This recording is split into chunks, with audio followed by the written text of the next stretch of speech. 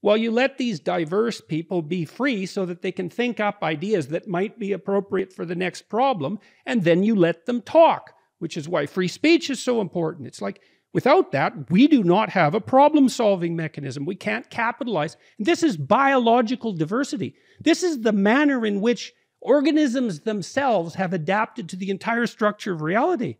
You don't mess with that. You certainly don't do it politically, and you need free speech.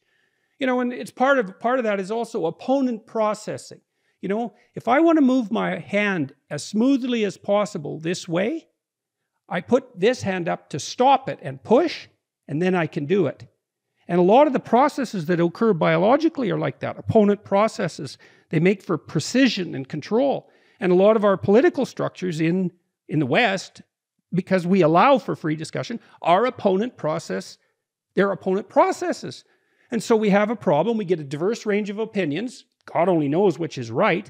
And then we can talk them through. And then maybe we don't implement something, you know, catastrophically stupid. And so...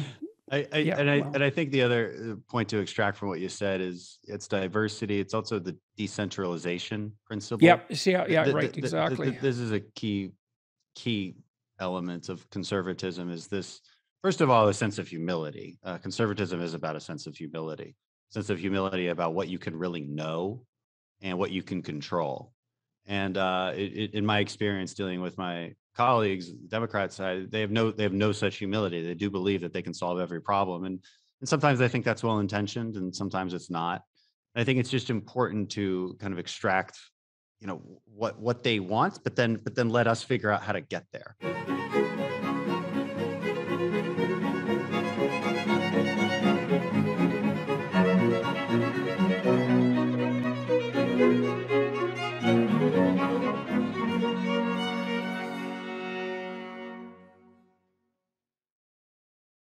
Hello, everybody. I'm very pleased today to have with me Congressman Dan Crenshaw. Dan and I have talked before, but here we are talking again.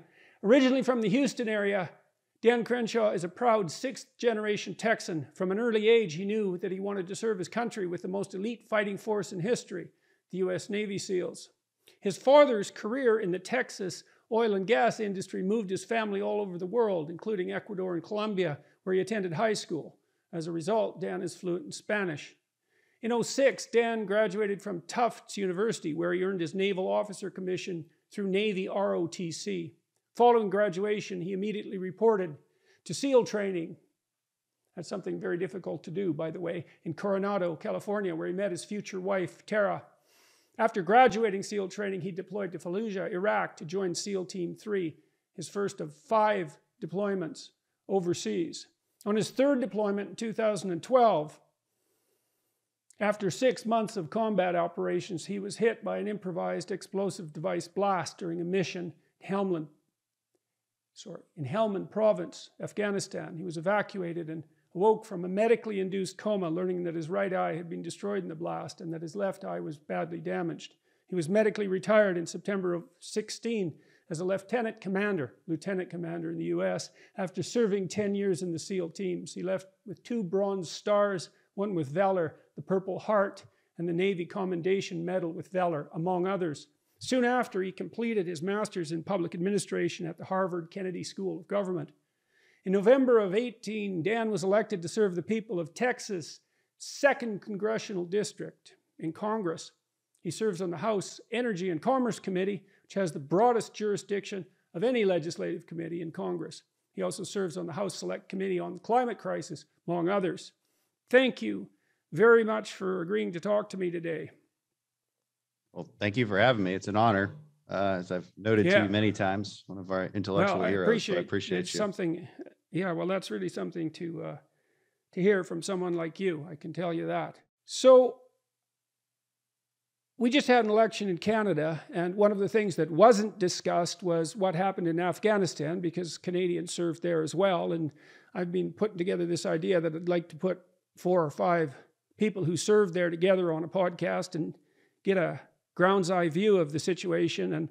But I've got you right now, and so what in the world were we doing there, and what happened, and was it any use, and what's your opinion about that? Because I just don't know, so anything you can tell me would be real helpful.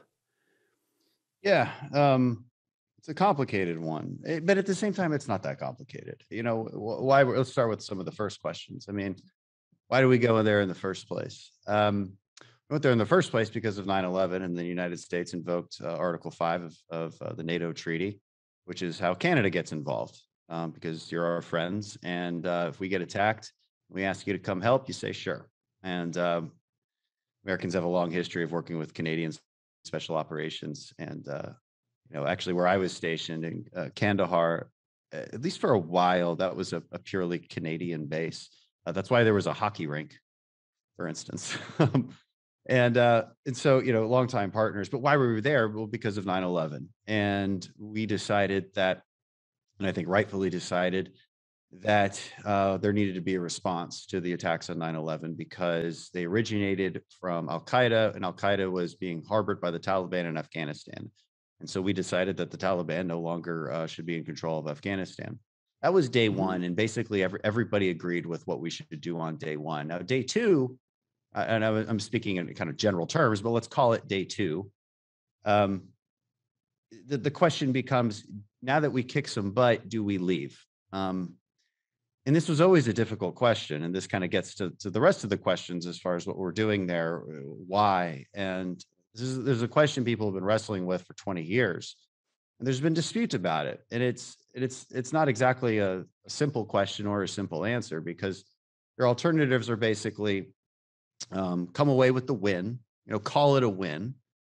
I don't know if it's a win, but it's certainly retribution. Call it revenge.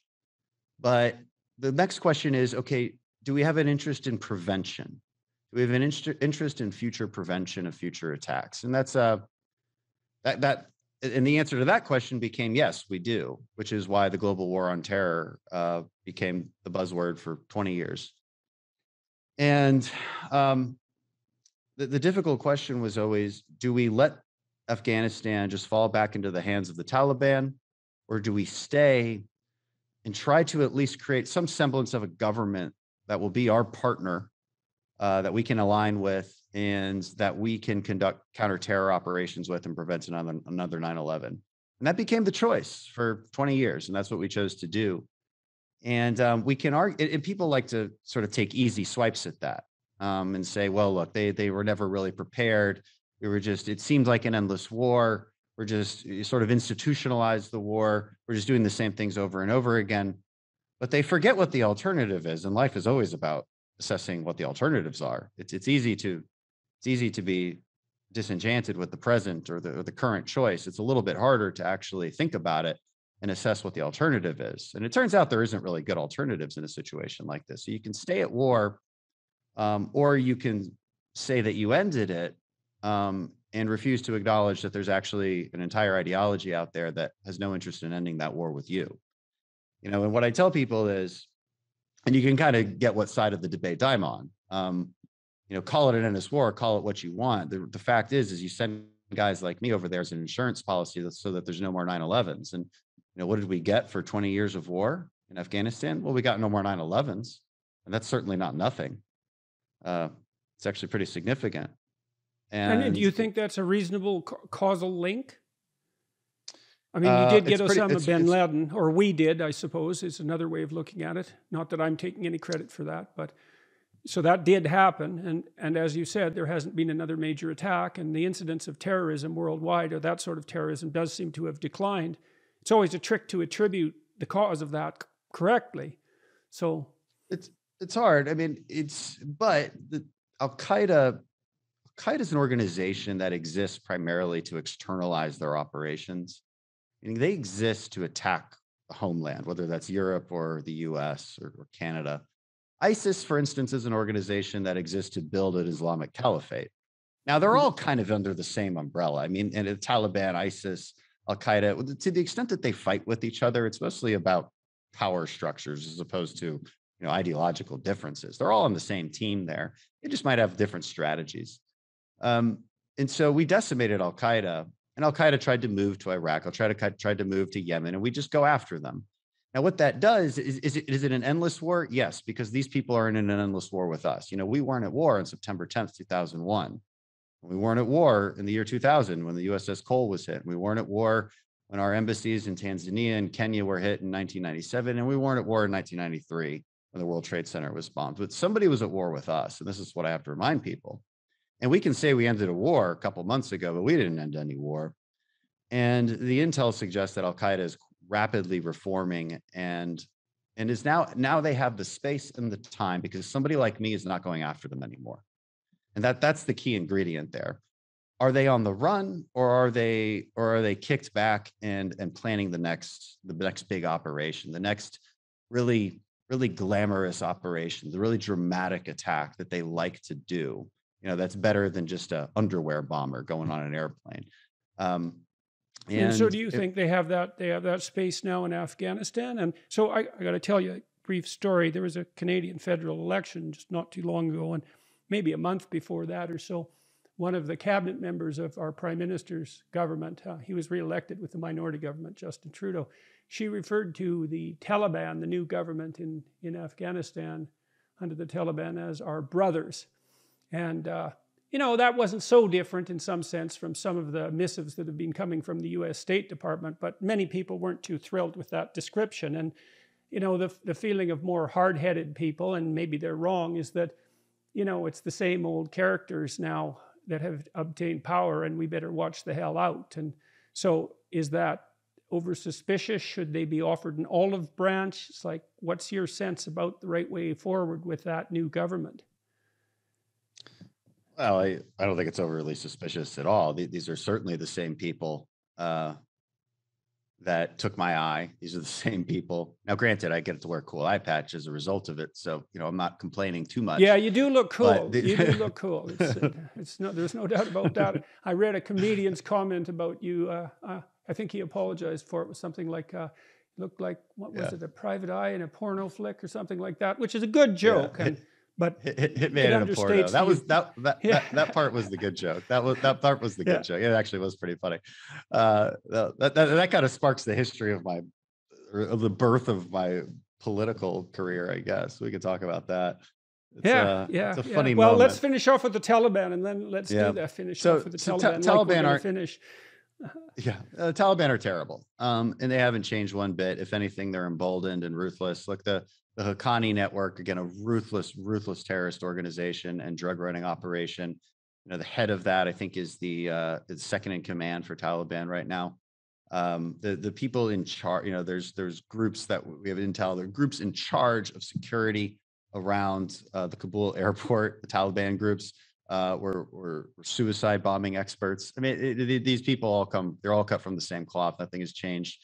We're seeing plenty of videos of them hanging people, murdering people, executing people, rounding up women, selling them off. Women are under attack in Afghanistan in a very serious way. So unfortunately, and yet the State Department is calling on them to be diverse, inclusive, and equitable. It's infuriating. I tweeted something nasty about that. I think you did. I think I remember.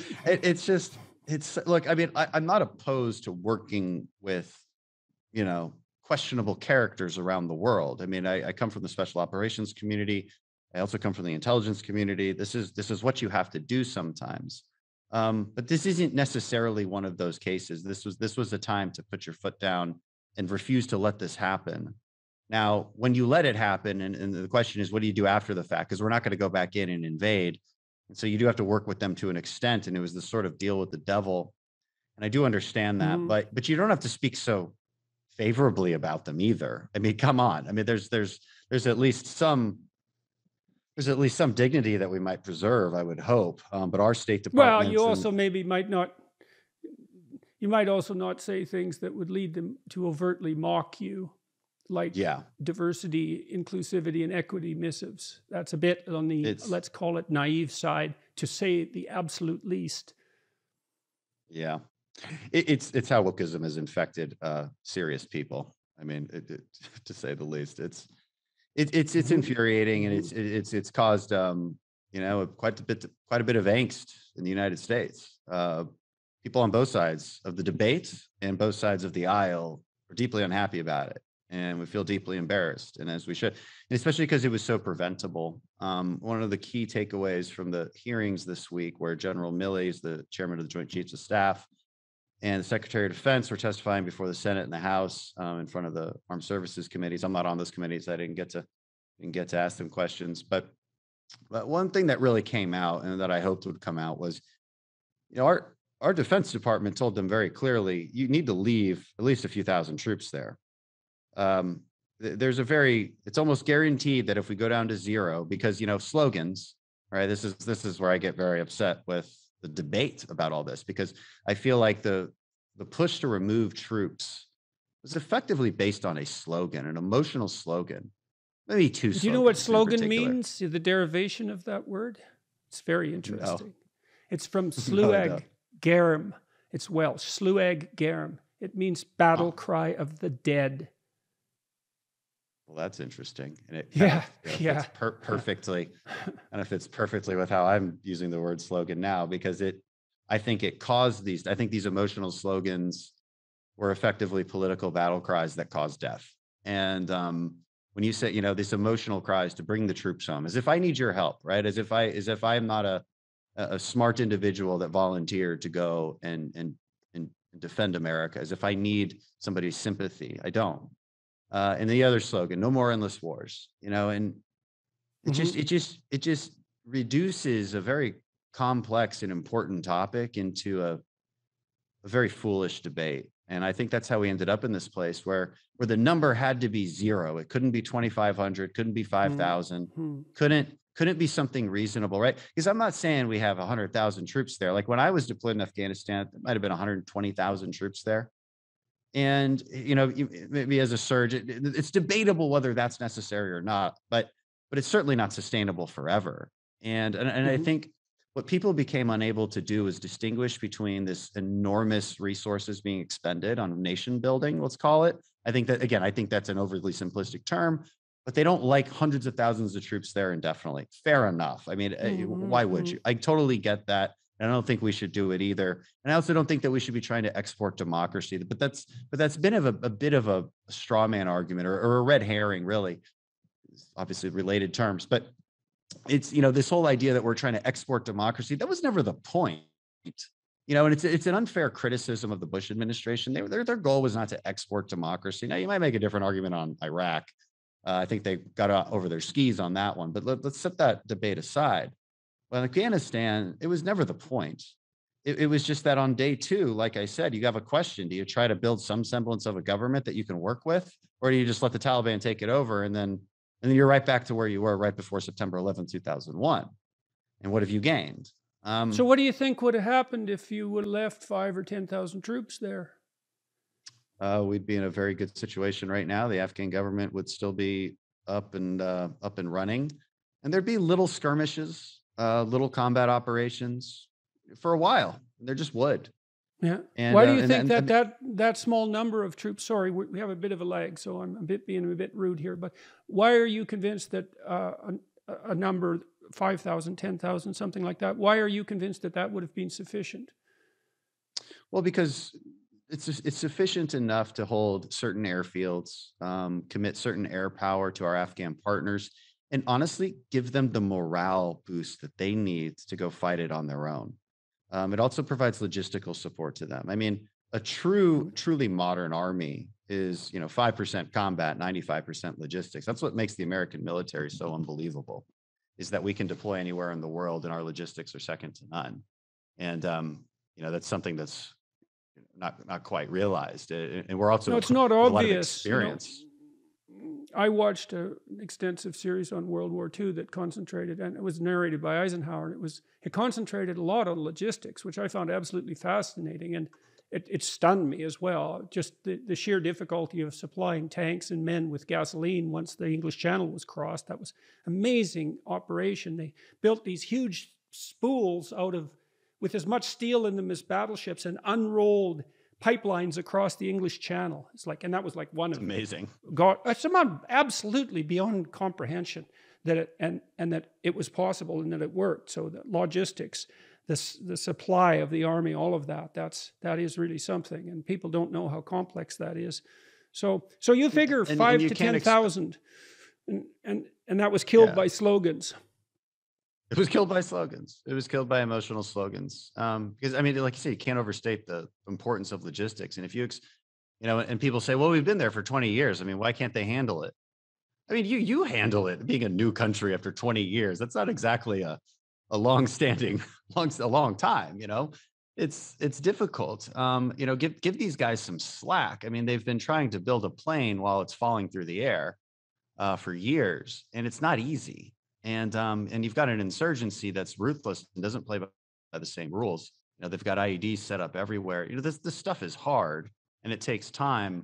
You got to remind people we were in South Korea since the 50s. They didn't have an election until the 80s. It takes a while. And would anybody say at this point that it wasn't worth it, that we should have just left and let that fall to communist China control the way North Korea is? I don't think so. I mean, South Korea No, seems South like a Korea pretty is good quite partner. a place, man. Yeah, absolutely. Look at So, it thrive away, man. Hooray. and that would have never happened without our presence there. Just never. And it's not like they ever stopped the war either. They're technically still at war. So I just think now look, are we losing Americans there? No.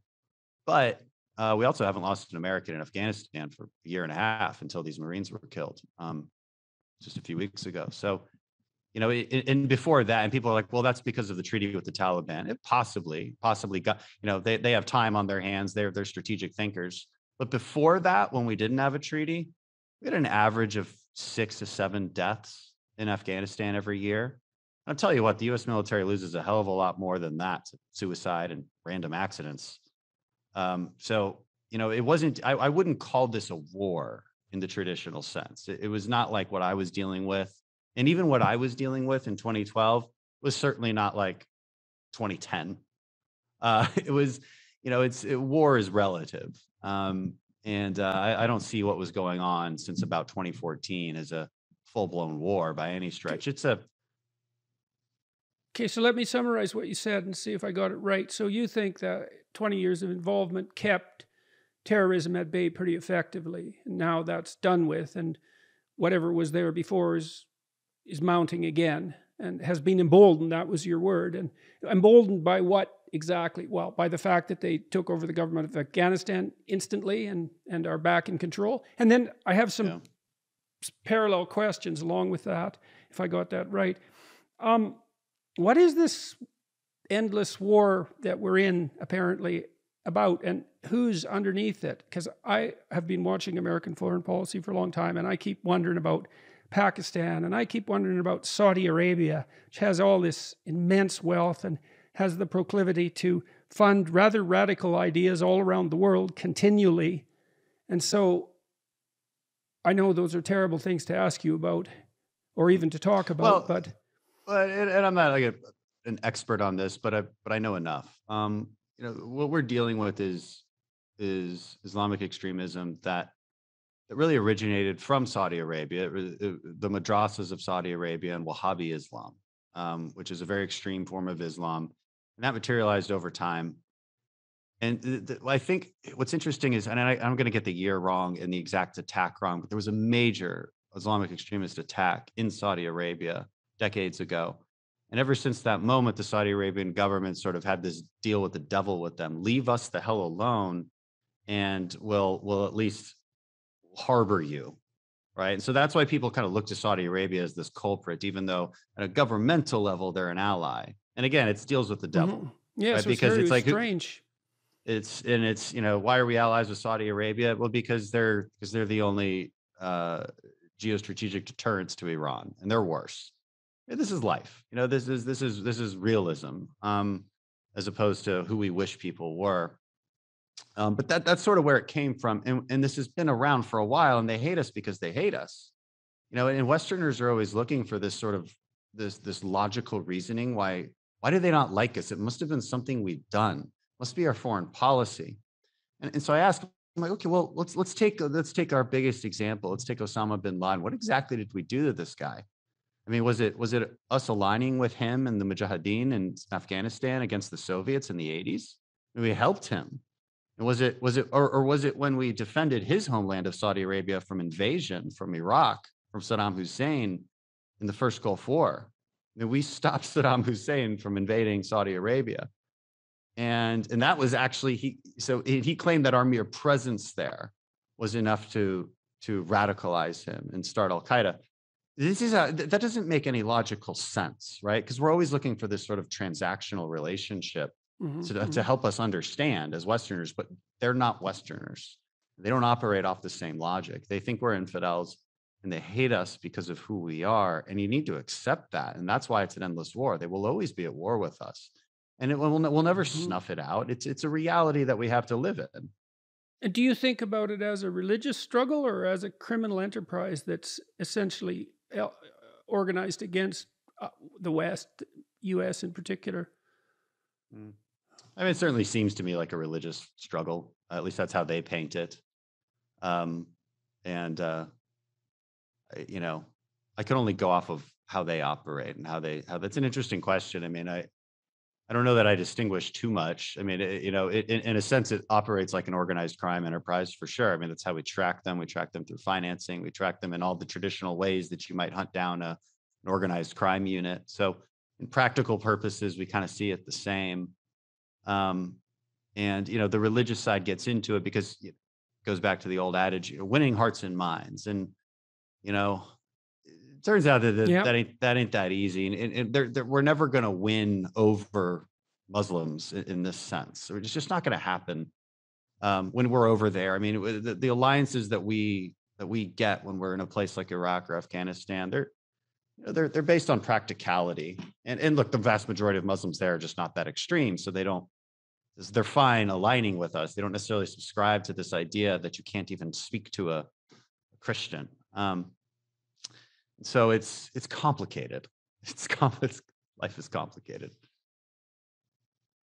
So tell me about life as a congressman. You've been a congressman now for 3 years, and I spent some time in Washington, and I was surprised by many things and overwhelmed by many things and impressed by many things. But what's your day-to-day life like?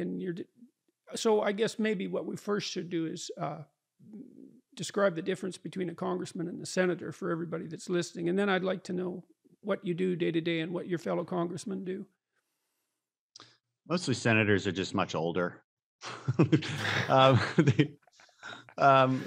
the American system, and I guess I'm just, I'm speaking to the whole audience because, there's probably not a lot of Americans that quite understand the origins of our system, but it's not a parliament, and the reason being our founders in creating a republic, they wanted it to move slowly. They didn't like this idea, this notion that the decisions over an entire country could be made very easily.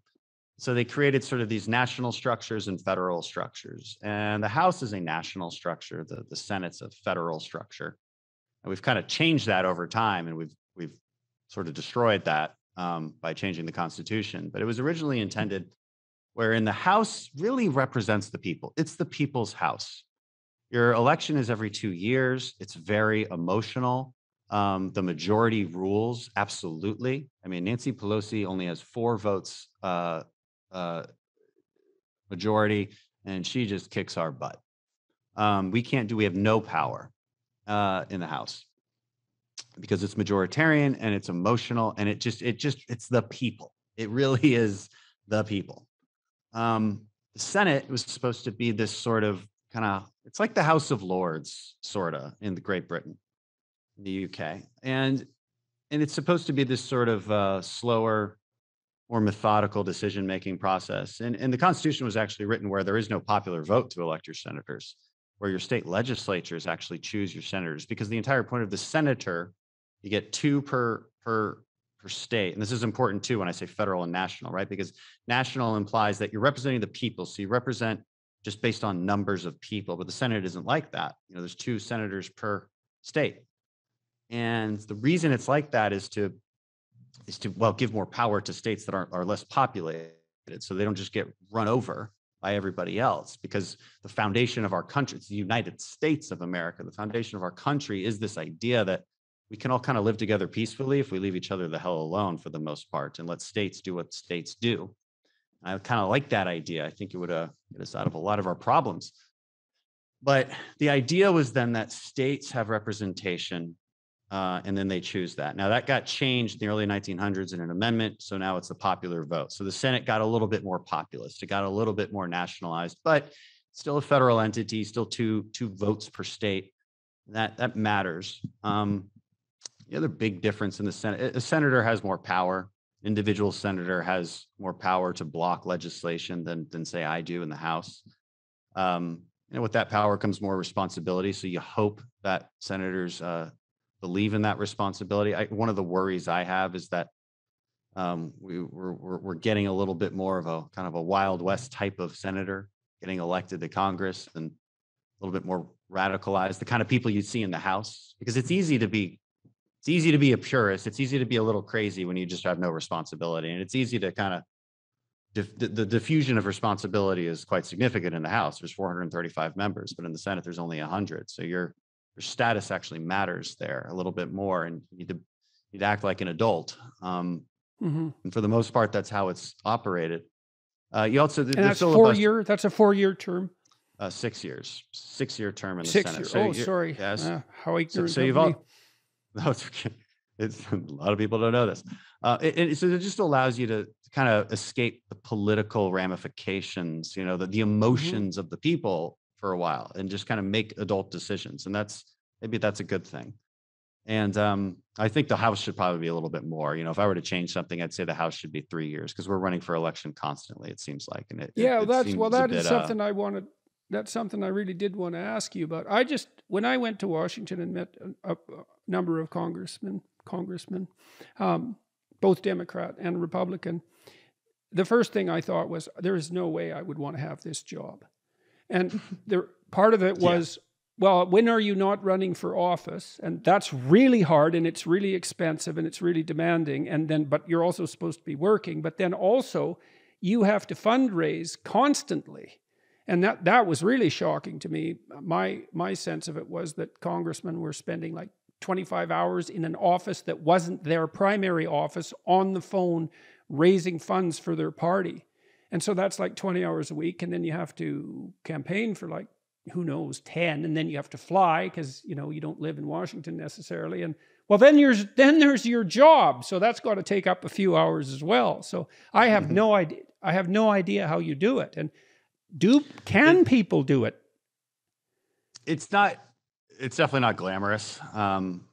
People ask if I enjoy it, and I say, well, what do you mean by that? Because I don't enjoy it the way I enjoyed the SEAL teams. I mean, I got blown up in the SEAL teams, and I still rather enjoyed it quite a bit. This is not enjoyable in the same way. Now, I personally, people who follow me, they know I do a lot of fun things associated with my campaign that make it enjoyable. Like we throw big parties. We have a big 4th of July celebration. We do a youth summit, which of course you were guesting at. So I do fun things to make it enjoyable. And the reason I say it's not quite as bad as people realize, you are correct that a lot of folks would say it's about 20 hours a week you might spend on the phone fundraising. Now, for me, it's not correct. I don't do that at all. I might spend an hour. And how do you get away with that? And why do other people do it? If you can get away with not doing it, why does anyone do it? Because I put so much effort into just trying to. I try to be somebody that somebody just wants to donate to. Does that make sense? So I put a lot more effort. It makes sense if it works, and if it works for me. Yeah. I was under the understanding that congressmen were under tremendous pressure from their party brass to do that sort of work. And you can understand why, because it's so expensive to run. Maybe it doesn't have to be, that is a question, but. And that gets into a whole other set of questions. So to answer it does work. Now it works for me. It's hard to replicate it, to be perfectly honest. It works for me because, I don't know. I know how to use social media pretty well. I do things like this, right? Like I have my own podcast. I know. Well, I want to ask you about that too, because you wrote a book, and just a couple of years ago while you were doing all this, and then you have this podcast as well. And so you are using this new media to speak directly to people. And so that begs one question, which is how in the world do you have the time to do all that as well? But I would like to ask you about your experiences with social media. It's like, how is that working for you politically? And what do you think it signifies, let's say, for the future of politics? Because who needs the legacy media and 30-second sound bites. It doesn't look to me like anyone does. Yeah. And look, the entire point of being a representative is to, well, there's a couple points to it. Craft legislation, vote on that legislation. So I'm in the minority, which means I'm not really crafting any legislation. I mean, I have legislation I'd like to craft, but I have no power. So my duty is effectively just to vote on it. That doesn't take up a whole lot of time. I think a lot of members gonna mislead the public a little bit when they say, I don't have any time to read anything. Like, look, there's ways that we digest these massive bills. We're following their development over time. Staff is combing through it. They're the reason they're so long too. They're filled with legal jargon, and then you have to break apart the substantive part of it. But there's ways to absorb it. So I never use that as an excuse for why I'm voting against something, because you basically know what's in it. Anyway, that's sort of a side point. But you anyway. Well, it's a relief though that's true. Yeah. Yeah, I don't like using that as an excuse. So it could be an excuse. I just don't like using it.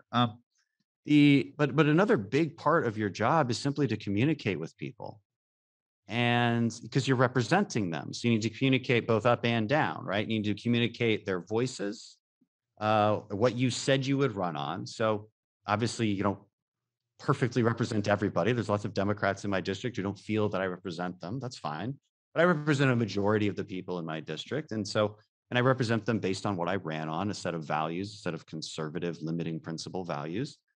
And my job is to explain things better than they can themselves, which is sort of why they elect you. They're like, they kind of want you to be like them, but just explain it better. And I knew that's what I wanted, because I was never political. The first moment I got involved in politics was the moment I declared running for office.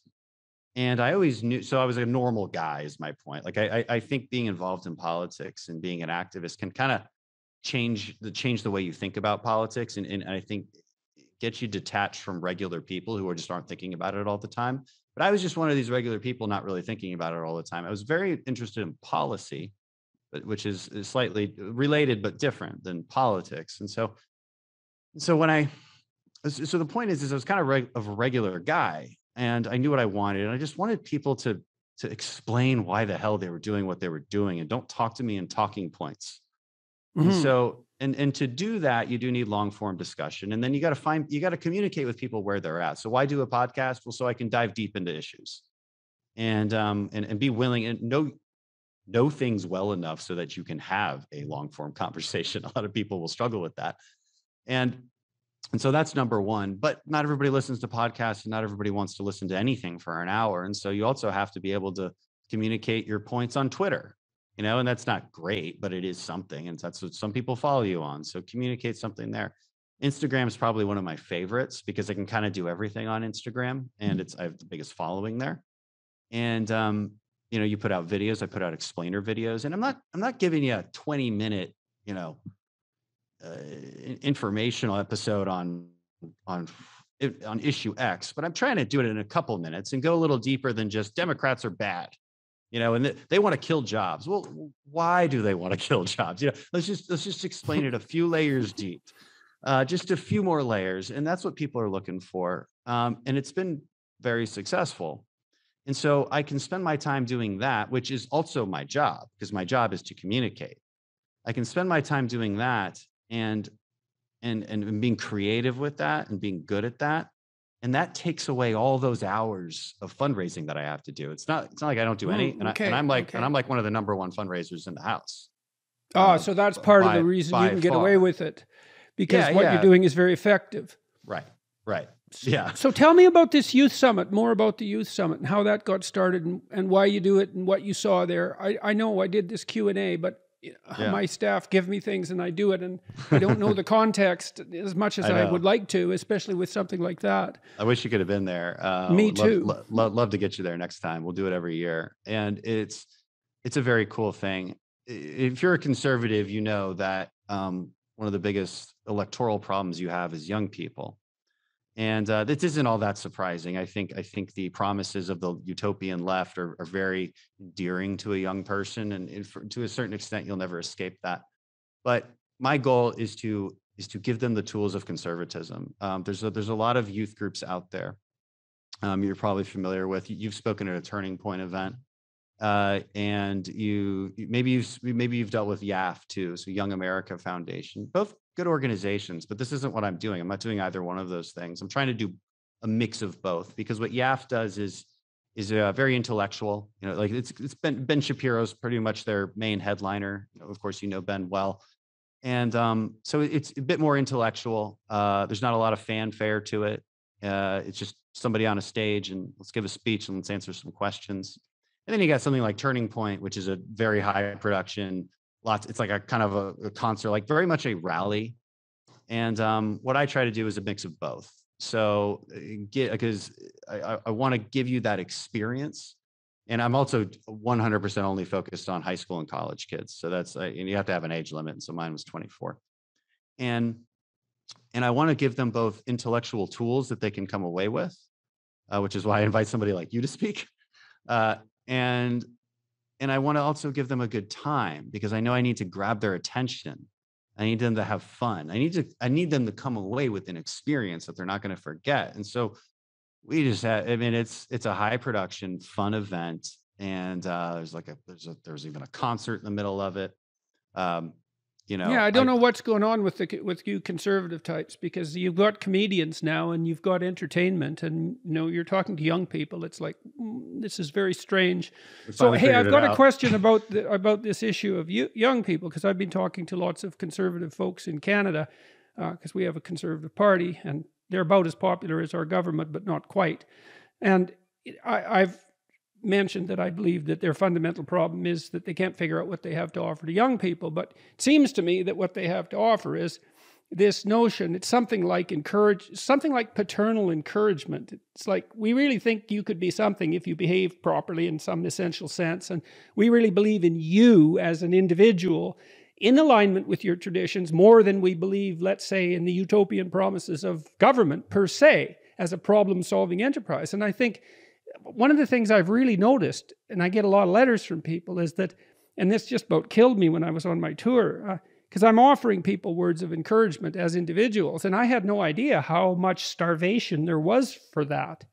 And that was particularly true of young men, but not only true of them. And that is something conservatives can say, is like, look, we really believe in you. And we are skeptical of the claims that big organizations per se, especially government, can do what they promise. Whereas you as an individual, especially if you get your act together, man, you're really something deadly. So in the best possible sense. And that's a really attractive message, especially to young people now, because they don't really hear that. Yeah. They hear that they're despoilers of the environment. Or some guy wrote me, I just opened his letter today. He'd been in prison, he'd been suicidal. He wasn't a good guy, and he sorted his life out when he was 30. He said he encountered my lectures, and he stopped regarding himself as intrinsically, like an intrinsically bad despoiler of the planet, something like that. I'm not exaggerating, and he had no idea that maybe there was something to the idea that he had intrinsic value, and he quit all his idiocy, stopped drinking and stopped taking drugs, and he got married, he had a kid, and he's got a job, and conservatives have something to offer young people, and they just don't know how to get it across. There's something about what you're doing that does that. It's partly why I'm so interested in talking to you. And why do you think the Turning Point thing is working? Exactly. Well, it's different than what I do. I mean, what Turning Point does, what Charlie does, is they just were the first ones to give conservative kids a place to go hang out with each other, frankly, which is pretty meaningful, because people are just looking for, especially in a university setting, people are desperate to find like-minded individuals who feel the way they do. They give them that. And the Republican clubs were just kind of outdated. Young people don't go joining these clubs anymore, so we sort of just look for different ways to do it. And I think that's what it gives them. I mean, I don't think it's much more complicated than that. But to jump off of what you were saying about what conservatives deliver, when somebody asks a question like that, it kind of depends on my audience on how I want to answer it. But jumping off of what you said, because you said you used the phrase paternalistic Encouragement. encouragement, which Yeah, is different than, encouragement. of course, which is different, of course, than paternalism, which is, I think, a leftist attribute. But what we do, and what I want to jump off of there, is what I often say, and actually it was a speech I gave to that youth summit, was because I'm always trying to explain to kids, like, how can I'm giving you a tool, I'm giving you a way of explaining something simply, so that when you're confronted by your classmate, you can have this tool. Now you've got a tool in your toolkit that you can use. So I'm like, here's a way to think about the difference between conservatives and liberals. And like, it goes something like this. The conservative ideology is like, it's about love, okay? And it's about the kind of love that your parents give you. And that's a little different than, say, the kind of love that your crazy aunt gives you. She loves you, but she kind of wants to just spoil you, right? She just wants you to love her. It's really important to her. She doesn't really have a lot of responsibility over you either. So your parents create rules around you, and they tell you that your actions matter. They tell you that you're accountable. They tell you that you better work hard if you want to succeed. And they're not always that nice about it. It doesn't feel like love, but it is in a very profound way. That's love. And then your crazy aunt's like, you're perfect the way you are. You don't have to change. You're fine. And it's not your fault that you got a bad grade. And I want to do things for you. Like, let me take you to the shopping mall. It doesn't mean she's a bad person. It just means that that's not. There's nothing worse that you can tell young people, especially around 16 or 17, that they're fine the way they are. It's like, well, they might as well just die right there and then, because they've hit perfection. It's like, no, you've got lots more to learn. There's way more to you than you've explored. And it's really necessary that you find that out and develop it. And that's way more encouraging than you're okay the way you are. But, I get it in some sense, because it's associated with the idea that people have intrinsic value. And if you have children, in some way, they are just perfect the way they are.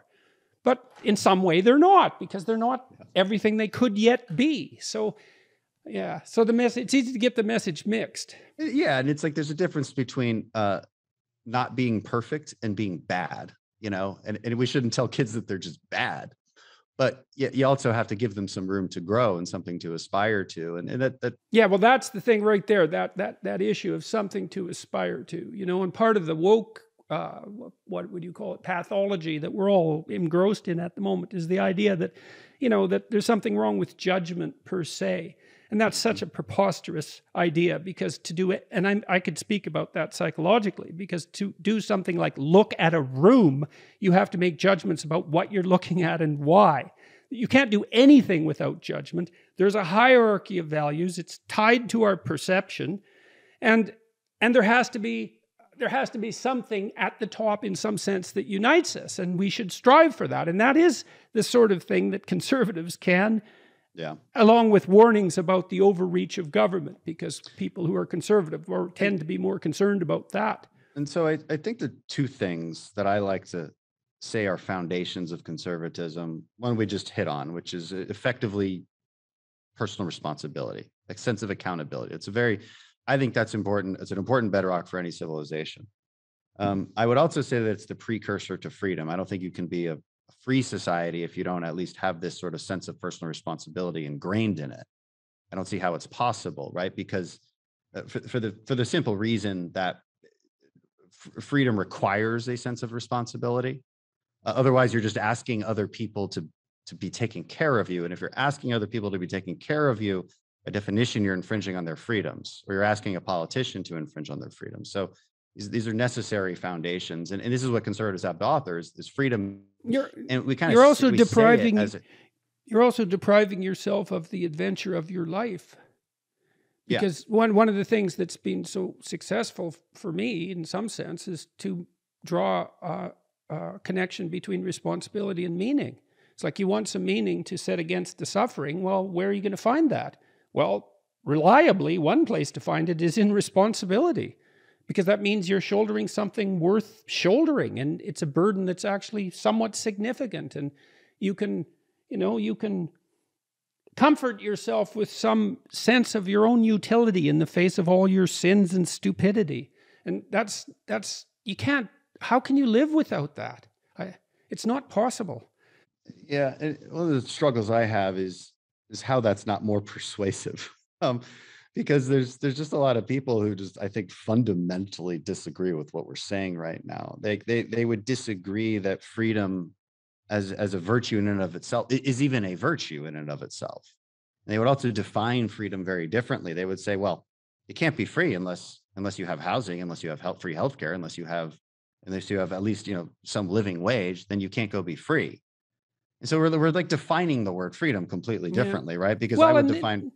it's troublesome on the edges too, because you can certainly see that there are levels of absolute privation that are so severe that your freedom is restricted in many ways, not in all ways, and maybe not in the most important ethical ways. I mean, I read a lot of literature written by concentration camp survivors who were in a pretty damn rough situation and still insisted on their own, what would you say, ethical responsibility. That was certainly Solzhenitsyn's conclusion. And in some sense, he thought that was all you really had when everything was stripped away from you. And Viktor Frankl, who I wouldn't regard particularly as a conservative, he pretty much came to the same conclusion. And those are pretty powerful books. It's hard to read through them without being, somewhat convinced. So, And I think that one of our challenges is convincing people that freedom is actually a good thing. And I would maybe not libertine freedom. I mean, like ordered liberty freedom, freedom within a moral framework, which is what makes me a conservative and not a libertarian.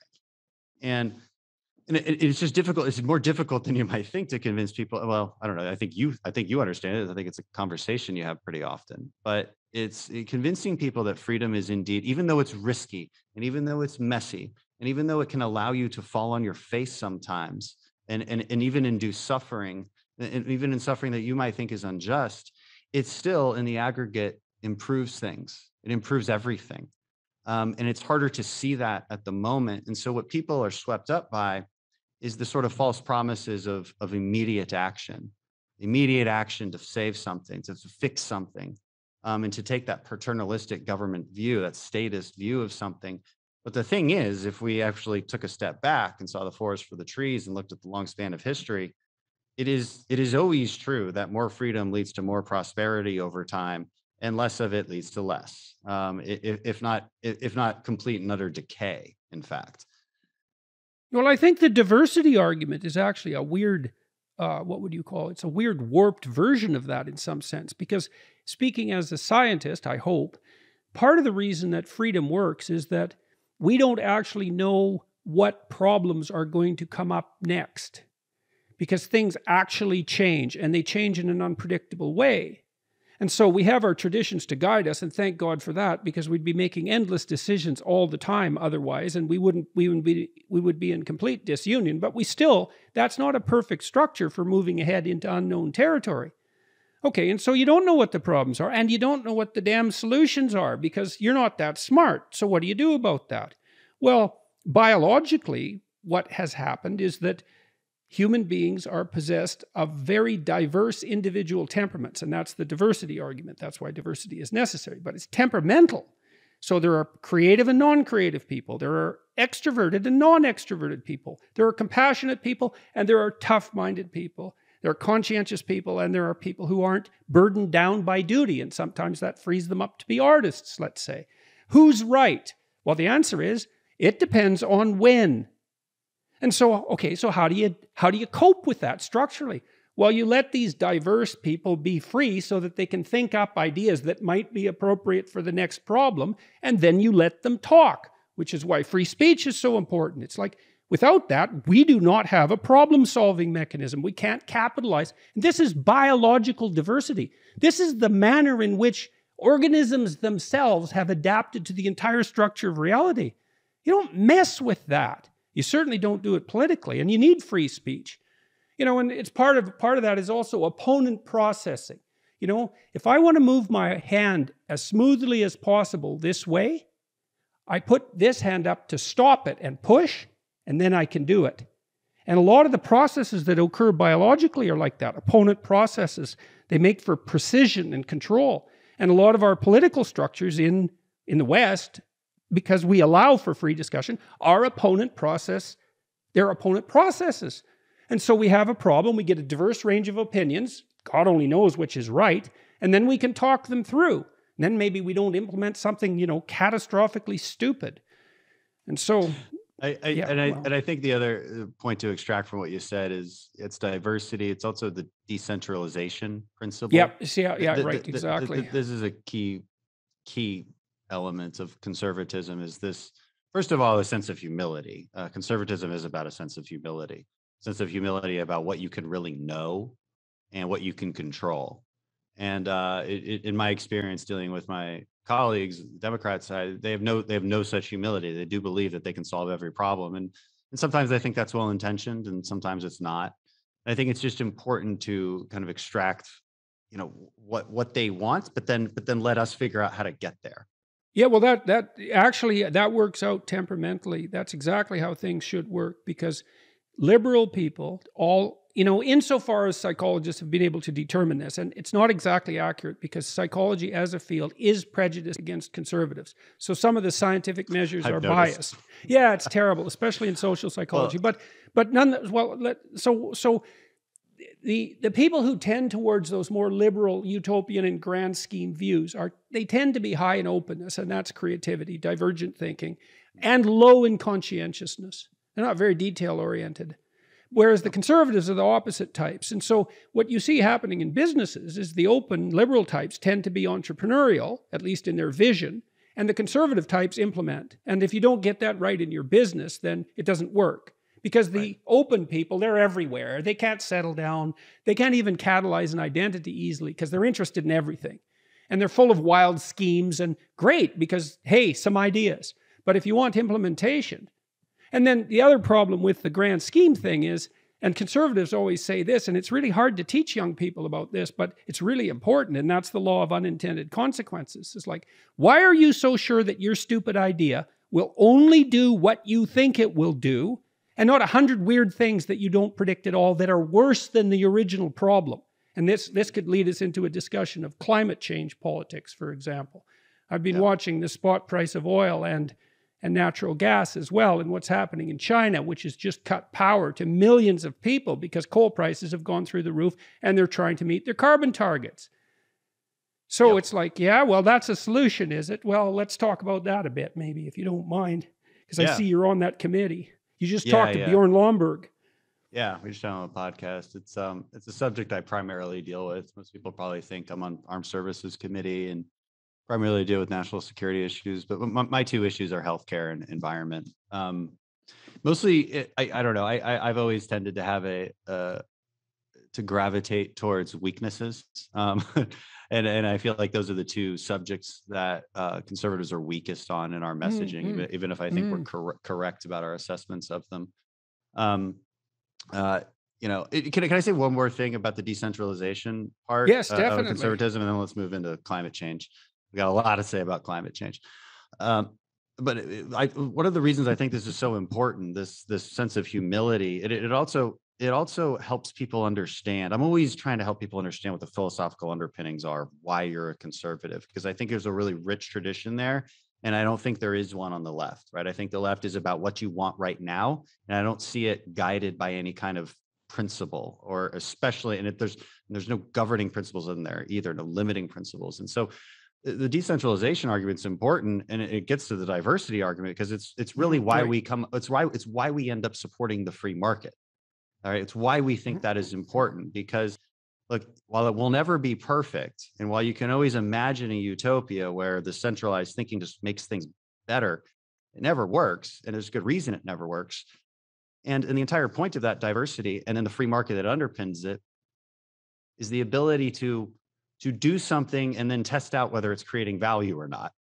Because you can be that whimsical artist if you want, but if nobody cares about it, then it's a good indication that you're not creating any real value. But of course, some people do, and they find a way to do that. And I just think it's so as good an indication as you can get. And that's the thing that makes it so tough, is that we produce these decentralized processes, and they're actually cognitive computational devices. The environment's unbelievably complex. It's impossible to keep up with it. So you distribute decision-making, and that is a fundamental conservative principle, in the most diverse possible manner, right down to the level of the individual, because you're too damn stupid to know what's coming. And so you need to build a computational machine. And that's really perhaps how conservatives should talk about it, because that link is very seldomly made. How do you keep up with an infinitely complex environment? With a infinitely complex mobile economy that's so diverse that you can't predict what it's going to do. You certainly can't control it, and you shouldn't. And maybe someone somewhere will keep up a bit, and then you can copy them. That's a deal, man. And I think it's a good one. And it's actually it's a good segue into the climate change debate. So because what the left will say is, okay, well, there's market failures. Free market seems nice, but there's market failures. You have to admit that. And I would say, yeah, I can admit that. It can happen. And that's where environmentalism comes from, right? There's externalized costs and And that's effectively the argument about climate change. But then you got to put your conservative hat back on and say, okay, again, a primary tenet of conservatism is assessing trade-offs. Because I would say conservatism is a governing philosophy. It's a process-oriented philosophy that seeks to solve problems within a set of limiting principles. And limiting principles means we ask questions like, what are the second and third order consequences? What's the cost benefit? And that's really what the climate change debate should be about. Unfortunately, it's not about that. It's about you're a denier and a killer, or you want to save the planet like a good person. Which one do you want to be? They moralize over us on it, but it really is fundamentally about trade-offs. And so, the Republican mainstream position on this isn't denying climate change, right? It's just assessing the facts and saying, okay, there's certainly some warming going on. There's certainly some lukewarming, I would say. I'm just going to use the same data that everybody else is using. Let's use the UN data. Let's use the Intergovernmental Panel on Climate Change, and let's see what they're saying the costs are going to be. And so their costs, the simplest way to put this is, yeah, there's a cost. And how do we quantify that cost? Well, we can look at it this way. According to the UN, again, the scientific consensus, we're going to increase global GDP by 450% in 100 years. By 2100. With climate change costs, it's going to look more like an increase of only 434%. So it's a cost, but it ain't that much, okay? And so, again, we're not denying it, but we are saying, look, whatever actions we take need to be somewhat proportional to that cost. And that would be a good place to start. That's why I liked Lomborg so much, is he was the only... I'm really interested in environmental issues. I studied them for a long time and tried to figure out, what bothered me about most of the environmentalist discussion was there was no rank ordering of priorities. And that's a real problem if you want to implement some solutions. And I came across Lomborg and I thought, hey, look, this guy, he's got a sensible way of actually generating policy out of this, right? He put his teams of economists to work and does cost-benefit analysis and tries to build something approximating what would be a policy-generating machine. He takes projections of precisely the sort that you just made into account. And that market failure idea, we could talk about that a little bit. It's like, well, of course the market fails because even a decentralized cognitive machine made up of all these millions or billions of human brains isn't going to be perfect. Yeah. But that's not the issue. The issue is, what makes you think that you can jump into that gap with your theory and fix it? If the bloody market can't do it, why in the world do you think you can? Well, because I have an ideology. It's like, well, yeah, you and everyone else. And dealing with market failures is essentially what politicians are supposed to do. It's why we create a government to deal with market. So deal with poverty. I mean, you could argue that poverty, excessive poverty, might be a market failure. Like, it's just not getting fixed. Now you really think about it, there's always going to be somebody at the bottom, but you don't want them to be too far at the bottom. And so this is where you have a value-based judgment and you have a political argument about it. You kind of figure out what to do. But the problem with what the left does is say, this is an indication that the entire system is bad and we need to throw out the foundations. A conservative says, It's an indication we might need to take some action, and we should be very careful about how we take that action, and we should do so within a set of limiting principles. And that's a difficult sell because, and it gets back to the climate change debate, because it's a difficult sell because the liberal will say, what do we want? Action. When do we want it? Now. What does the conservative say? What do we want? Incremental change. When do we want it? In due time. Yes, exactly. It's just not that exciting, especially to young people. So, you know, there's that principle in science, Occam's razor, right? Do not multiply explanatory hypotheses beyond necessity, which is the simplest solution, is by default the most appropriate. Now, the same thing might apply with regards to problems, and that's another conservative advantage in some sense. It's like, no, the smallest possible change that will produce the end result. Right. Because you don't know what the change is going to do. And that uncertainty, that's part of that humility of conservatism that you described. That is something that's communicable to young people. It's like, it's not like we don't think there are problems, but we're also quite skeptical of grandiose solutions, and even more skeptical of the people who put them forward. Yeah. And that's not foolish at all. I'm much more afraid of the people dealing with climate change than I am of climate change. As you should be. Because so this week we're debating this reconciliation bill. And reconciliation just means that you can pass it through the Senate with only 51 votes instead of the 60-vote threshold required to overcome the filibuster. And that means it has to be related to budget items, okay? So not that anybody cares about that, but that's what we're debating. And within that big 3.5 trillion, which is actually closer to 4.5 trillion, depending on how you estimate it, there's a lot of, let's call it Green New Deal provisions. And what a Green New Deal basically is massive subsidies for solar and wind, massive incentive structures for only solar and wind and renewables. But renewables, they really just define as solar and wind, okay? They don't like hydro, they don't like nuclear, and we'll get to that. So it's that, and also a full-on attack against the oil and gas industry, which should also trouble Canadians. Hey, we're plenty troubled by it. That's for sure. Yeah. I mean, when even Trudeau is like, "Hey, why did you guys cancel the the Keystone Pipeline?" Yeah, but he's secretly happy about it. Yeah, that's true. So this simultaneous attack is unbelievably dangerous for the well-being of people across the globe.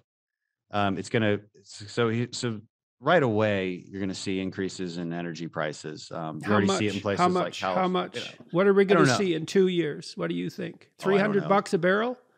Oh, oil? Geez. Yeah. No, I don't. The data I see doesn't see that, but you could get up to 90. I just read a Wall Street Journal article today that some estimates are at 90 by the end of the year, which is pretty damn high.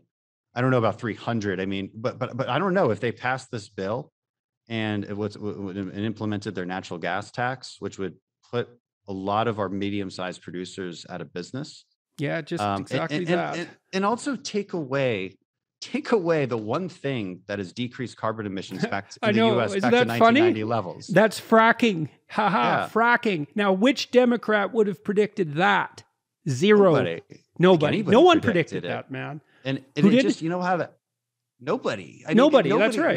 No, because it just kind of happened. It's free market. It just kind of happened, and it happened because of a government action. But the government action was just liberalizing it. It was just removing a barrier to it. And the export ban that even Obama signed when we removed the oil export ban out of the United States. What did you just create? Well, you created a powerhouse of energy in the United States, and why is that a good thing? Does that make climate change worse or better? Well, the question isn't, that's the wrong question, really, because the question is, what is demand for energy around the world?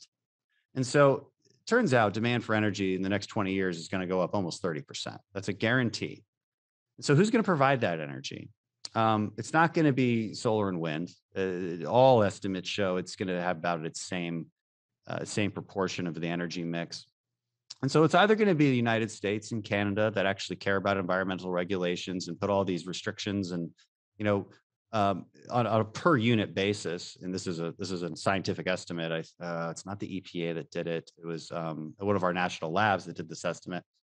A unit of natural gas is 42% less emissions than a Russian unit of natural gas.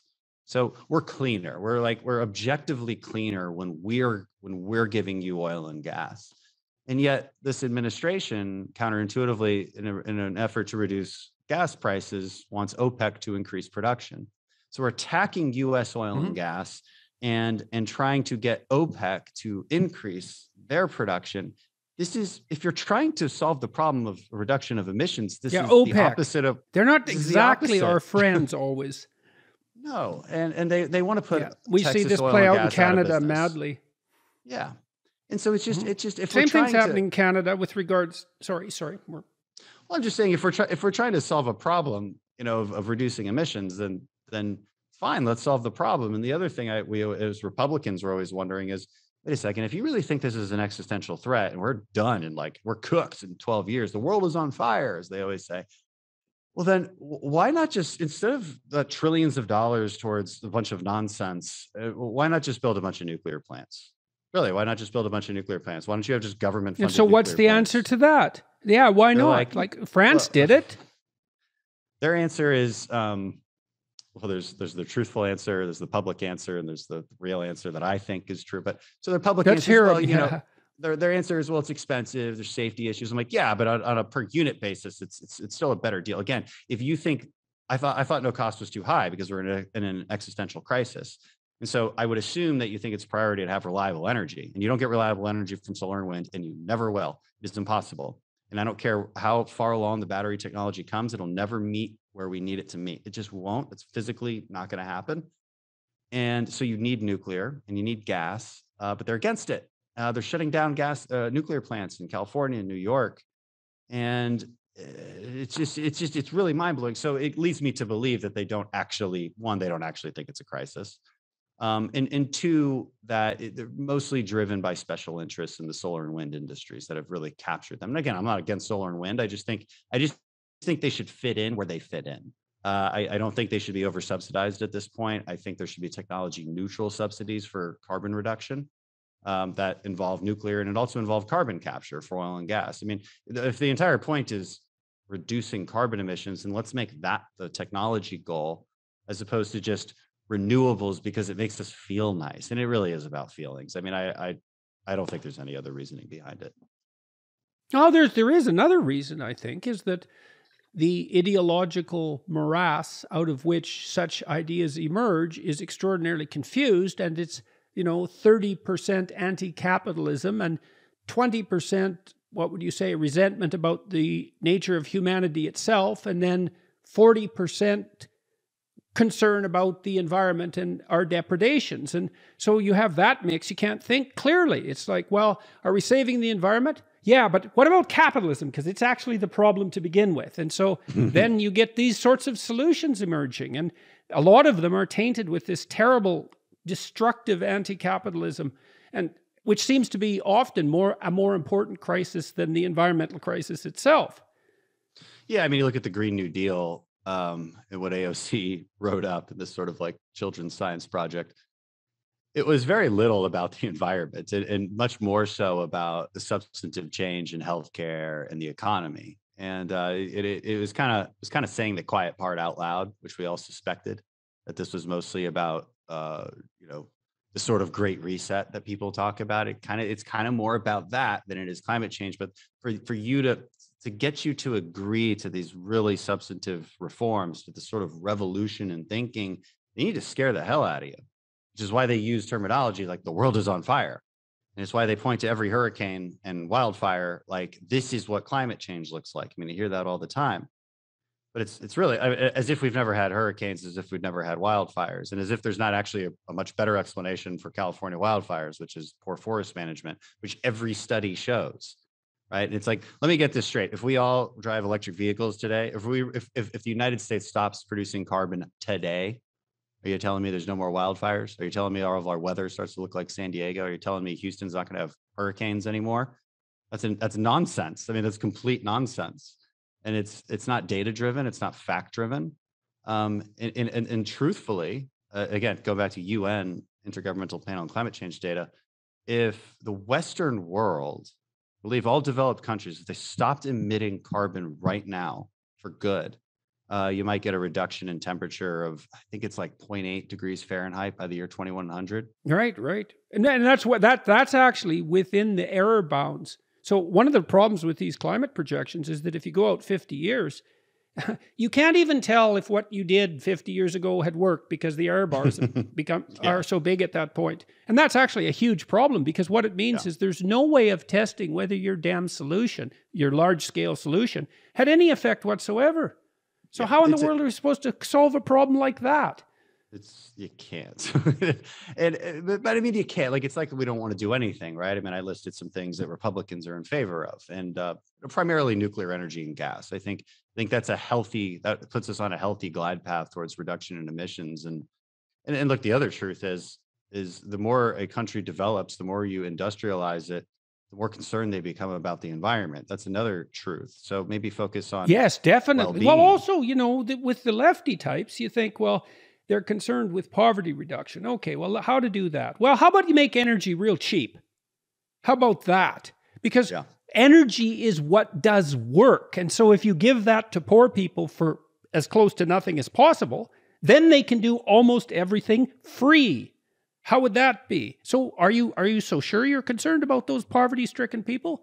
If you look historically, can you really imagine anything that has done more for them than cheap energy? And how would that even be possible, even metaphysically? Energy runs everything. So cheap energy means wealth directly. Oh, virtually no intermediation. So now you're going to make every energy all more expensive to produce these trivial changes in climate that you won't even be able to measure. It's like, what's up with you exactly? Yeah, I mean, it's true, and it's such a frustrating conversation. I do think we're winning the debate on this because it's not a winning argument to say there's no such thing as climate change. The environment doesn't need our help. That's just people don't want to hear that. Um, but they would just want to hear something, and that's I think that's what we're offering at this point. And so I think we're on a healthy track as Republicans. I am still very worried about this bill that has the potential of passing, but Hey, let me ask you about that infrastructure bill, okay? Because I mean, I've thought and talked to many people about this that if the Democrats need something to do because they need something to do and they're in power, and well, maybe infrastructure isn't such a bad preoccupation. There's something real about it, hopefully, at least maybe 30% of it, which might not be bad given, large projects waste a lot, always. And so, pros and cons of the infrastructure project as far as you're concerned. Yeah, so there's two things for people's understanding. There's this reconciliation package, and you hear the number 3.5 trillion associated with that. So that's one thing. And then there's the bipartisan infrastructure deal, which is like 1.23 trillion. Still a lot of money. The bipartisan infrastructure deal substantively is not bad. It has a lot of good things, right? Like what? Like what? What do you see that's good? It's just your typical boring infrastructure stuff, like highway funding, like port funding, sewage treatment, this kind of stuff. Okay. It's boring when it works. It's legitimately, yes, exactly. It's legitimately decent infrastructure. Our opposition to it, again, it's not everybody's opposed to it, but my personal opposition to it is it's about 3 to 4 times too much money. That's about what you'd expect, though. Yeah, and it's just if it was cut in half, at least you could get me scratching my head, like maybe. But it is important for people to know the substance of it is not bad. It's just the price tag is just too much, considering we've spent $6 trillion on getting our economy back on track after COVID, which frankly was mostly money well spent. It's probably some of the best work government has done in crisis, to be honest, especially with the small business loan program that we instituted here in the U.S. But it's in any case, it's not the time to just be throwing money out the door. With hyperinflation coming about, you just need to be more careful. Is really our only opposition to the infrastructure bill. So that's. And what about the 3? So now you separated out the 1.2 trillion, which you're speaking reasonably positively about for a suspicious conservative type, and then there's the 3.5 trillion. So let's talk about that. And because the fear was that everything would be put into that basket, right? Of course, that's going to happen. So detail out that. Yeah. So the reconciliation package is a series of tax hikes, about over $2 trillion in tax increases, 3/4 of which will indeed, despite what the Democrats say, they're lying about this because we have liberal think tanks that have done assessments, and it will increase taxes on at least 3/4 of lower to middle income people. It will increase your taxes because there's so many different types of tax increases, and it's going to hit you somehow. And if it doesn't hit you there, it's probably going to reduce your wages. So we've already seen How relative. much are people looking at being hit by? About 1%, which is it's not a ton, but it's something. But I think what's worse about the way Democrats do economic policy, it's not like it's going to make your wages noticeably decrease immediately, but I'll tell you what, they're not going to increase. And I have proof of this. If we look at the last 15 years of data post, so let's look at two major recessions, one COVID and one 2008 financial crisis, and two different types of economies, two different types of governing philosophies. And the first time was under Obama. Look, we need more tax. We need to tax the rich. We need to spend money on infrastructure. They had this nearly $1 trillion infrastructure package back then. Turned out everybody agrees now that turned out to be a waste and did not contribute to the economy the way we'd hoped it would. The shovel-ready myth. Okay, that's widespread agreement on that in hindsight. At the time, I can understand why you might think that stimulus is important, but in hindsight, it didn't work out. Okay, but you're also increasing taxes. You're a threat to businesses because you like to regulate them, and they tend to see businesses as more of a bad actor than a good actor that creates investment and jobs. Okay, and so what did that create? Well, it created plenty of wealth for the top. Everybody's mad about inequality. Under that system, the top still get richer because they could figure it out. But the bottom quintile of earners was stagnant. So that's not a myth. That was true. Now, after the Tax Cuts and Jobs Act in 2017, this is Trump's major accomplishment, obviously. Anyway, the Tax Cuts and Jobs Act. So what do? We cut corporate tax rates, cut everybody's cut taxes everywhere, right? Tax cuts for everybody. And what happened to wages? Well, if you look at wage growth, the bottom quintile of earners skyrocketed. Now, it doesn't mean that it drastically reduced inequality, okay? But as far as a proportion goes, a percentage goes, the bottom people were growing much, much faster than the top. Now, in absolute terms, obviously not. And that's what everybody looks at, right? They want to take the data that they care about, it makes their argument stronger. So they'll say, yeah, but they made $100 million more.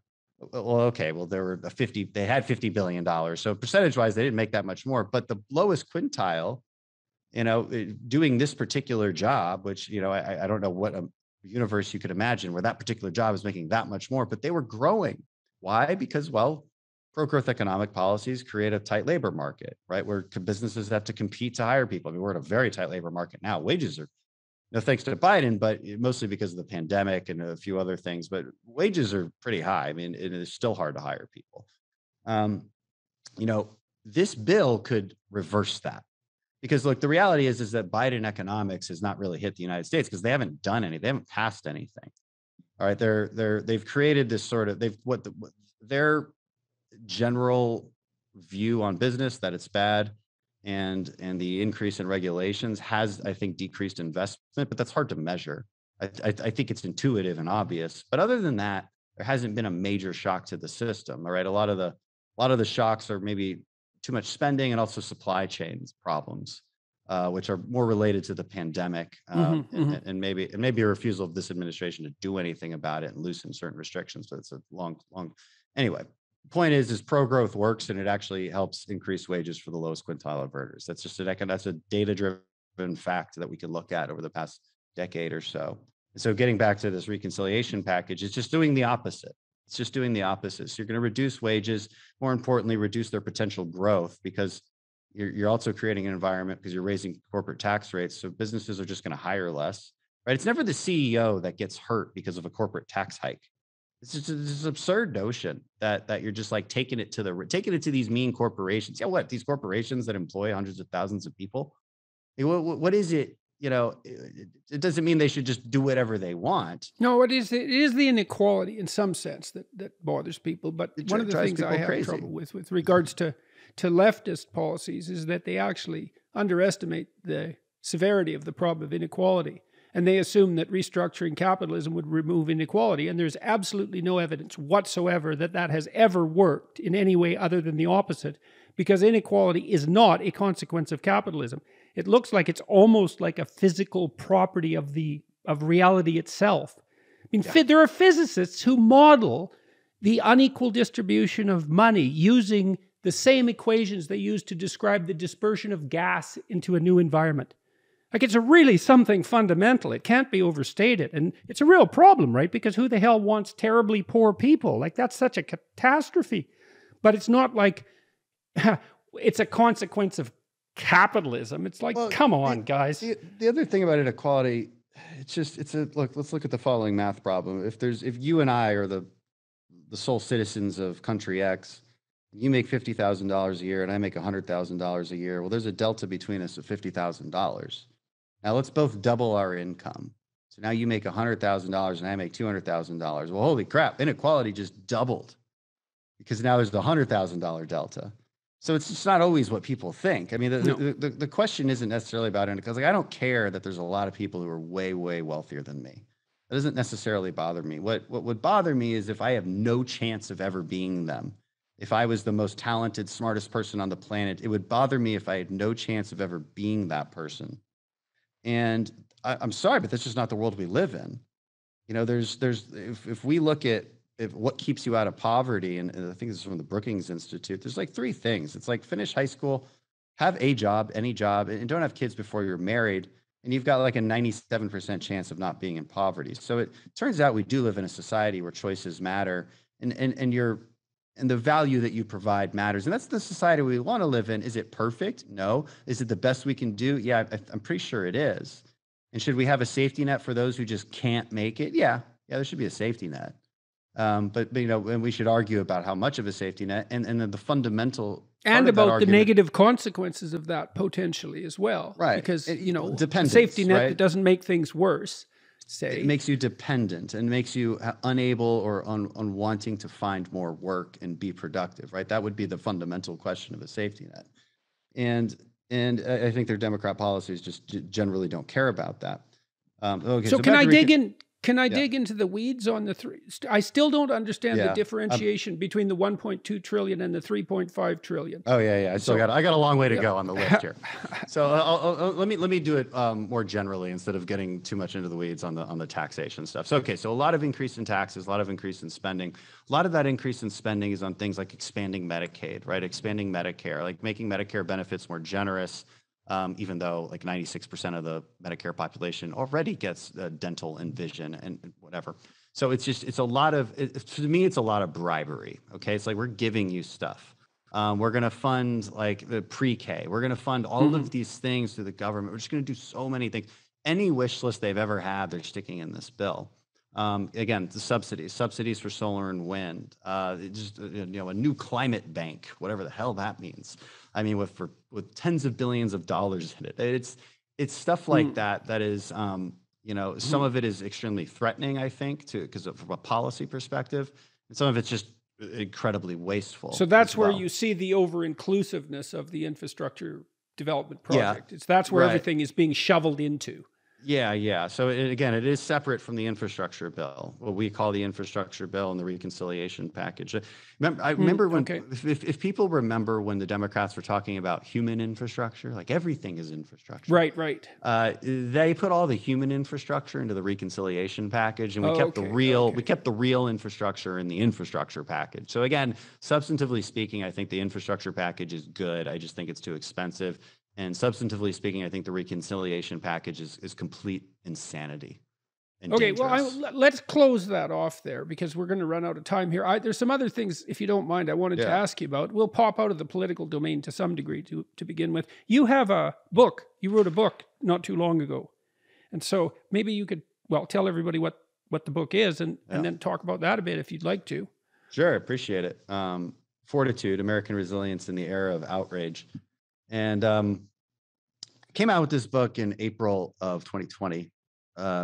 Interesting time to come out with a book, as you can imagine, because that was the start of the pandemic. So I've never really done a book tour, but it's done pretty well. And I think it's done pretty well because it's sort of, I'll be honest, I kind of describe it as like a Jordan Peterson 12 Rules for Life, but like the JV version. Okay, it's like if you're the post grad level, like I'm trying to give people a bit more of a high school level of the similar thing, and I specifically trying to guide people through how to build more fortitude, more mental fortitude.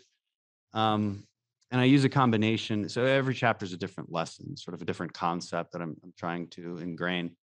And it's those lessons and concepts are imparted to the reader through a series of stories from the SEAL teams, um, through some philosophy, through some Bible verses, and through some pop culture. It's a mix of everything. I think it's multidisciplinary, and I think it's interesting. I think it's unique, and I think that's why it's sold pretty well. Um, and So it's just it's where did you learn to be resilient? I mean, after you were terribly injured, you went back and continued in your military operations.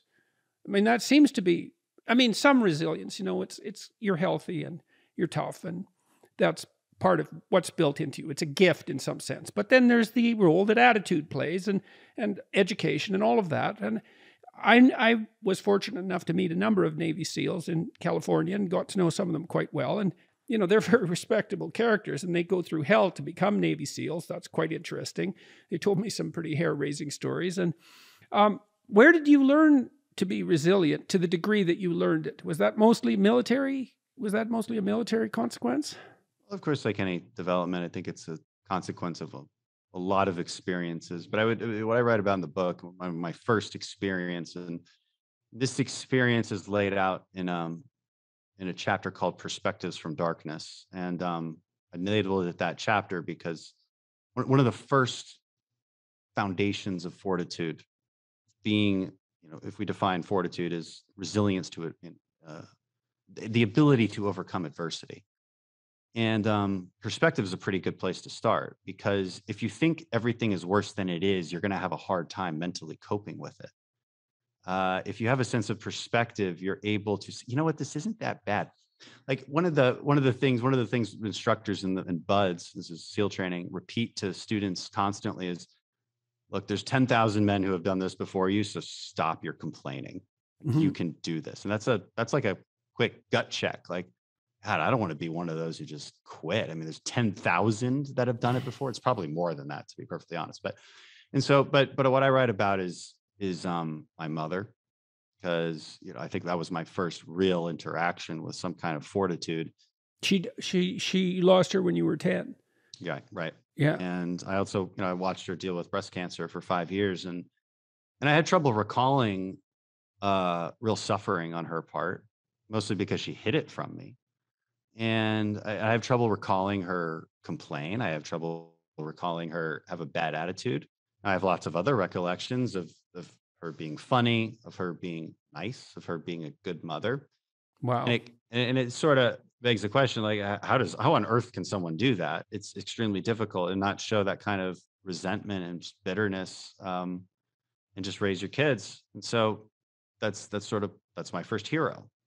Um, First hero to look up to. I also have a whole chapter on heroism, and frankly, I got some of that philosophy from you, on how to build hero archetypes, and the proper way to look up to people, as a way to develop yourself in a better way, right? And I say, like, don't take an individual, like, you don't want to just be like Jordan Peterson. You want to kind of see what makes him successful, and see how he's done well in his life, and maybe copy some things from him. Like, how does he talk to people? How does he think through things? What's the thought process that he use?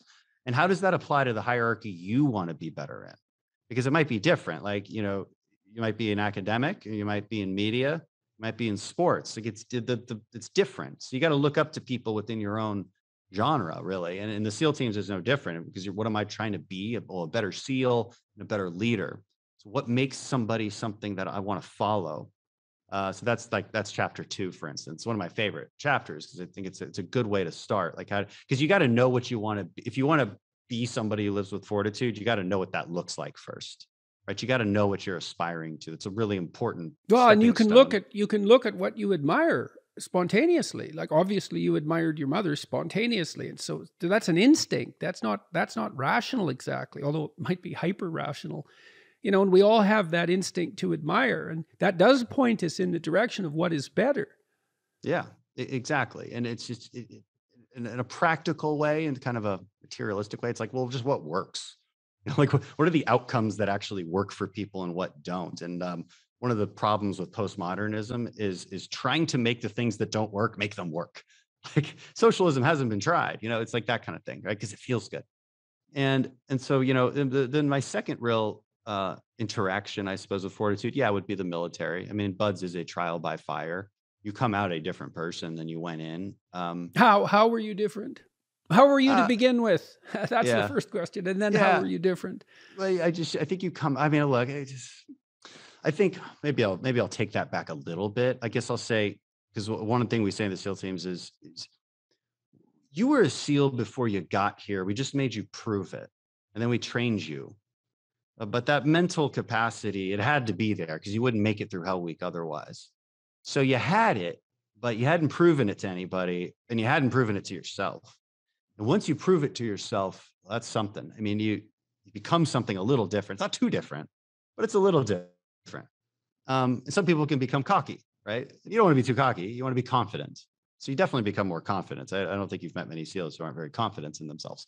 And so that's a good But thing. they weren't cocky. They were, most Yeah. of them were unbelievably funny. They're unbelievably humorous. And I think I'm very funny, and I'm not being overly confident. I think I'm very funny. I'm just, humility is not an attribute that we have very much of. And so it changes you. I mean, there's a culture, like I can identify a team guy really easily. And first of all, there's definitely a look, right? And there's a way, there's something in their eyes. Like I can just tell, like I can just tell. And I don't know how to describe it, to be honest with you. And because we all kind of come from the same place where we wanted to do this particular job, and we wanted to go through the hardest training we could find and be in this elite team. And so that I don't know, it makes you similar in some way, even though there's, I think, a decent amount of diversity in the teams, as far as backgrounds go, as far as backgrounds and wealth come from. I mean, it's very, very difficult to. It's also very difficult to see who's going to make it through it. This gets to another chapter, which I call No Plan B, and you can't get through buds unless you decided that you would die before you quit. You have to have given yourself no choice in the matter. That's the only way you make it through. If you're like, you know what, I'm going to do my best. That's like marriage. Yeah. Well, okay, that's a funny story because one of the sayings in the SEAL teams is the only easy day was yesterday, and that motto is plastered on the Buds grinder. And so what me and my wife did, understanding that there's so many good parallels between SEAL training and marriage, we went and took some of our wedding photos right in front of that sign. The only easy day was yesterday. And it's sort of this no quit attitude and this understanding that, look, it's only things get harder. So what? Deal with it. It's and embrace it. Embrace the suck. I'm just kind of using slogans from the SEAL teams at this point, but they have quite a bit of meaning associated with them. Embrace the suck. And what does that mean fundamentally? Well, they have meaning because people are actually acting them out, right? Yeah. They're not empty slogans. So they might be comical, oversimplified representations, but there's something actually happening. And I like that particular one, Embrace the Suck, because it actually gets to another chapter in the book, which is simply called Do Something Hard. And the whole point of this discussion is embrace suffering. I'm not saying embrace like swimming with sharks, because you can suffer swimming with sharks and getting bitten. Like that would suck. But I mean self-imposed suffering, right? And so like Buds and Hell Week and everything we do in SEAL training, it all is self-imposed. Like you do have it in the back of your minds. Like I'm not going to die. I'm not actually going to die. Feels like I'm going to die. Feels like they're trying to kill me. But I know that they're going to save me if I start drowning, and people do drown, but we save them. Okay. And, it's funny, but it's horrible, but it's funny. But there's a real value to seeking out challenge and suffering. This is why people do Spartan races. This is why people come together, and they love group suffering too. This is why people go organize themselves at CrossFit gyms and do these crazy things. Why you go climb a mountain, right? Like, is it for the view? Did you climb the mountain for the view? No. You did it. The means were the entire point. Like the path that you took was the entire point, because it's hard. And I think that's pretty normal and intuitive. And I think that's been a really fundamental tenet of Americanism for a very long time. And I think we're losing it, which is why I felt I had to write about it more and just kind of remind people of why these things are important. I don't think there's anything novel in my book at all. Well, you are a conservative. Yeah, yeah, right. I just think I just think what I did was take all the best ideas from history and try to lay them out for people, because if you're trying to come up with something novel these days, it's a good chance that you're probably just wrong about it, because it hasn't stood the test of time.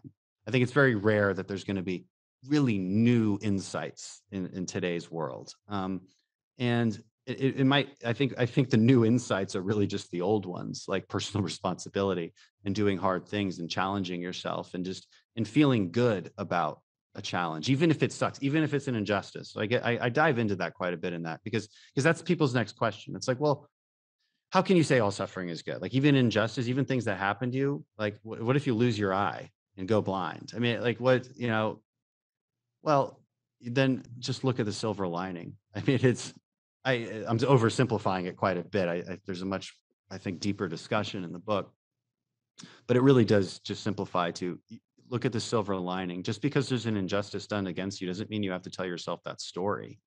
Doesn't mean you have to tell yourself a story of being a victim. You can be a victor, even if it's false. Like, even if you really are a victim. Now, I think people over victimize themselves these days to an extraordinary degree. I think they either lie about their victimhood, or they associate victimhood with bad luck, and then there's a difference, right? And in either case, though, it doesn't actually change how you should react to it. And you can react like a person with fortitude and tell yourself a story of being better for it and being a victor, or you can tell yourself a story of being a victim and see where that leads you. And I promise you, it won't lead you anywhere good. I think that's a perfect place to stop. There's a bunch more things I would like to talk to you about, but we traversed a lot of ground, and you can have me back anytime. Good. You thanked me for coming on, but I'm pretty sure I was like, "Can I come on to your podcast, Jordan?" That's actually what happened. So I appreciate it. I'm really pleased to have you on it. I really appreciated talking to you, and there are other things I'd like to talk to you about in the future. I didn't talk to you about potential political ambitions and many other things, but this was good. So, and that ended well. So. Look, thanks a lot, eh? And I really appreciate it. Yeah, and thanks for your service. Oh, thank you. Thank you. Yeah, really. I know us academics, we're protected by a ring of people who put themselves on the line to make sure we have the freedom to complain. Well, I never really saw the SEAL teams as service, because it was this adventure for us. If you know Matt Best, he was actually they're part of Black Rifle Coffee. Familiar with them, and he wrote a book called "Thank You for My Service," and I think that actually gets really to how a lot of veterans feel about their service. They're like, I got to go jump out of airplanes and go, blow things up with my best friends. I don't understand how this is service. This is great, and yeah, sometimes you lose an eye, but you signed up for it. I will say politics feels a lot more like service. I will say that. There's zero glory in it, but it's important, and it's fulfilling. That's why I do it. Hey, man, thanks a lot, and for the invitation to the Youth Summit. Yeah, hey, we're gonna keep when we get dates for next year. We're gonna keep bugging you about it. So, would love to see you there. Hopefully, how's your health? Are you feeling better? Yeah, I'm still running about 70%, but that's better than 2. It's a hell of a lot better than 2. Yeah, it is. Yes. So thanks. 70 for you is a lot more than most people.